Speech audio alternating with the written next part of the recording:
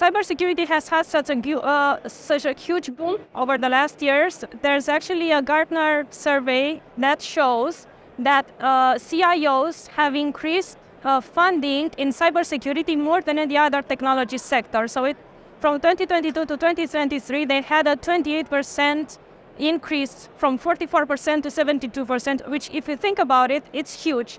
And a way this translates into the market today is that Bitdefender and other vendors will often battle for talent. So they will try to secure or to retain the best talent in the industry. And this can help them do well in the industry analyst evaluations like the MQ, like the WAVE. It helps them do better with MITRE, with other independent testing evaluations, and it helps them build better products.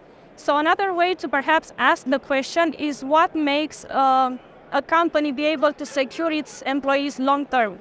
And the way to look at this is to have a company that's focused on innovation from the beginning. So if you have a CEO or a founder that's deeply rooted in innovation and creates a reputation on innovation for its company and maintains this reputation across the years, then you can expect more talent to flock over time and some of the best minds in the industry to join you because you support that level of innovation in your company and sometimes perhaps prioritize it compared to other metrics for a company. So that's a way to secure long-term innovation.